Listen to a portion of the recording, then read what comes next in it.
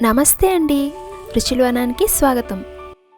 ఏమండి, ఇంట్లో ఏదైనా పండగ ఉన్నా లేక స్పెషల్ గెస్ట్లు వస్తున్నా చిటికెలో అయిపోయే ఒక అదిరిపోయే స్వీట్ చేయాలి అనిపిస్తుందా? అయితే ఈరోజు నేను చేసే ఈ బాదం కేసరి చూడండి. ఆ బాదం పాలు నెయ్యి సువాసనతో నోట్లో వేసుకోగానే వెన్నలాగా కరిగిపోతుందండి. మరి ఆ పక్క కొలతలతో ఈ కేసరి ఎలా చేయాలో చూసేద్దాం రండి.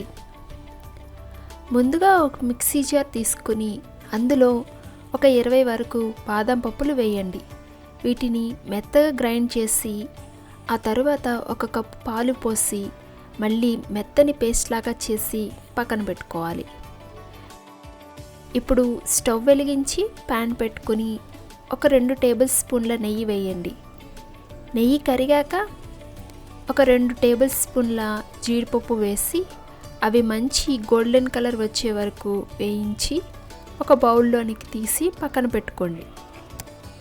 ఇప్పుడు అదే ప్యాన్లో ఇంకొక స్పూన్ నెయ్యి వేసి ఒక కప్పు బొంబాయి రవ్వ వేయండి.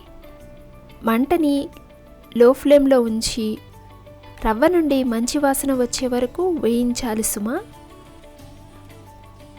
రవ్వ వేగాక అందులో 3 కప్పుల వాటర్ పోసి బాగా కలపండి. ఇక్కడ అసలు ఉండలు కట్టకుండా జాగ్రత్తగా కలుపుతూనే ఉండాలి. రవ్వ ఇలా ఉడికి కాస్త దగ్గర పడ్డాక మనం రెడీ చేసి పెట్టుకున్న బాదం పాలని ఇందులో పోసి బాగా కలుపుతూ ఉడికించాలి.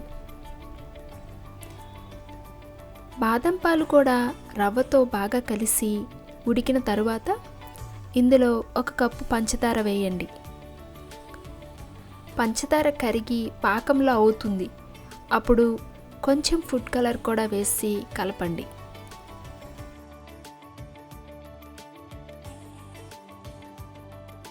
ఇప్పుడు ఇందులో 2 టేబుల్ స్పూన్ల కొబ్బరి పొడి,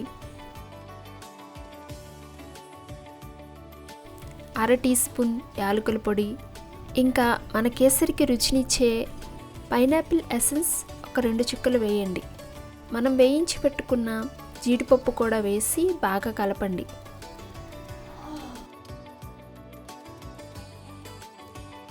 చివరిగా ఇంకొక 2 టేబుల్ స్పూన్ల నెయ్యి వేసి